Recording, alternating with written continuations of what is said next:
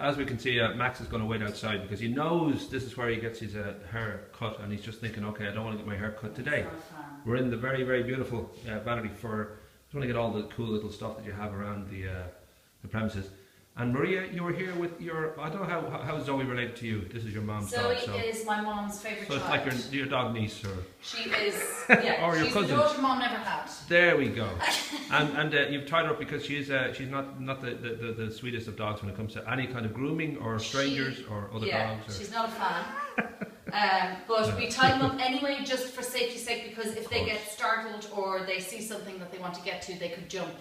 And I would think they're reassured by the fact that there's a sort of, I don't know, I think, you know, I know this sounds dreadful to say, but children and dogs and all that, there's a certain kind of stability about the whole operation. They just think, okay, somebody's driving, I know this is going to be all right. Yeah, if you're in charge, they don't have to worry about it too much. I should ask, when I look in here, you know, there's a sort of lovely activity, loads of dogs in here, and you get that sort of Lady in the Tramp feeling, but then obviously you look at all this gear and it's a bit more 50 Shades of Grey. It does have a look of, you could get up to all sorts of crazy. I was just thinking that the other day, actually, how those straights, what's it going to look like on camera? But you would have like you know, obviously people do know when it comes to grooming a dog what happens, but there are questions that you tend to get, you know, from people again and again. And I'm kind of thinking now that the first one is, and we've sort of dealt with, is the idea of how do you get them to stand still. Are you're not a dog whisperer or anything like that? You don't go into meditation. Not. I wish I was. They don't listen to me. They do listen to me more than they do their owners. Right. So like a lot of time we get people come in and they say, "Oh, you'll never get my dog to stand up there. I'll never be able to do her." And then they'll come in here and they're totally different with me than they are at home. Like trying to brush the dog, if the owner is trying to brush the dog at home, they say, you know, they'd have their hand off. But they come in here and they see them up on the table and they're completely different because they don't, I suppose they don't play act as much. They don't know what they can get away with yet. I think it's great. I think it is that sort of, you know, naturally we all build relationships with people and all that, and you get to become kind of, you know, a role that they get away with certain things, and they know that you haven't got that kind of power. But a new environment, a new person, there's a sort of at least initially, there's a kind of a sense of I better figure this out before I make my move. Yes, exactly, that's it. And some of them are pretty good at it, like Shih Tzus in particular. This one's a Shih Tzu, this is my mum's Shih Tzu, but I know her, I know what sets her off. But a lot of them are bloody quick when they want to be. So you do have to build up a kind of an understanding with them, so you know how far you can push them before they'll, you know, try and take your hand off.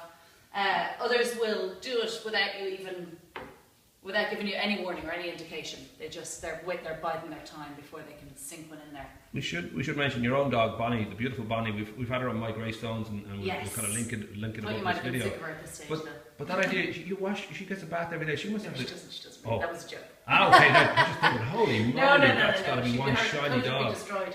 Yeah. No, she goes out because she used to come into work with me. And then she just started trying to scare away all the customers too much because she thought it was her job to protect the place.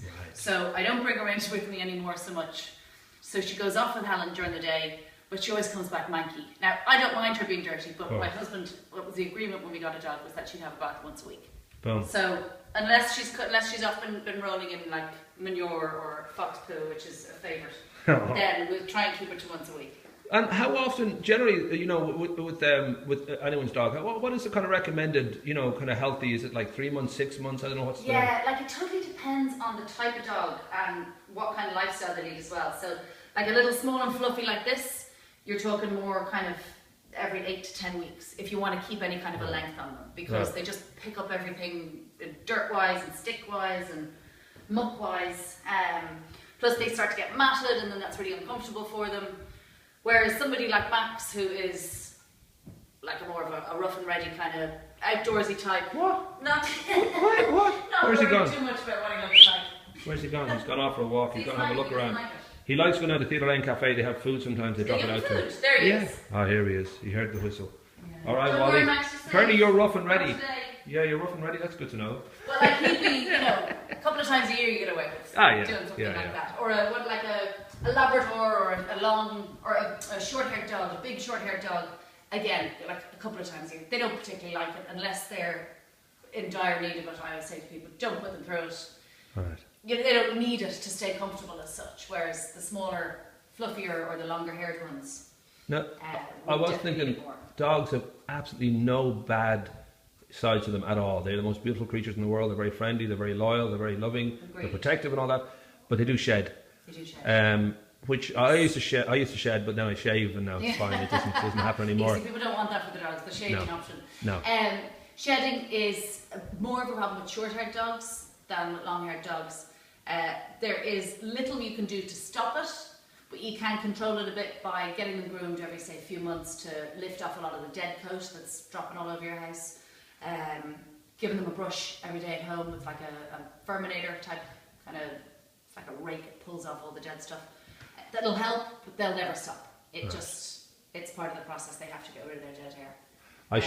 But don't be fooled by short-haired dogs. You think they're easy. People get them because they think they're easier. They're not. They drop more generally. Also, all small dogs generally are very vicious, which is a downside too. They all have that little man syndrome. All of them. Except for Zoe, of course. If I put my hand near Zoe's mouth, I'm sure she just licked my hand. Small dogs are like small men. They have that syndrome. But they are the loveliest. I mean, they come up beautifully when they're groomed. They look fantastic. They are, for the most part, all of the dogs we get in are well, there's nothing sweeter than the smell and look of a little dog like that straight out of the washing machine. I've found that they can be so, and they're so thankful to that you've taken them out too, which is another part of it. I suppose the last thing is, I'm looking around. Obviously, none of this costs any money whatsoever, and you're in a crappy part of town like Theatre Lane. Nobody wants to rent around here, so therefore, you should only be able to charge like a tenner for any kind of work, because all you're doing is cutting hair off a dog. That's it. It is. Some people, they kind of think, wow, to get a dog groomed is the same as getting a good haircut. Yeah. Which is what it is the same as. It's, it's more expensive than getting their own hair done. And I always say to people, well, could you do 2 for 1? No, you couldn't do a person and the dog. Could you do the 2 together? Yeah, we tried that with the barbers next door. Right. And with the Danish hair design down the road. You could mix it up. They could take a dog, you could take a person every now and again. Wash and blow dry. The dog looks in for a wash and blow dry. Little people could stand up on that table pretty easy. Yeah, we've tried it. I tried it out my nephew once. He didn't like it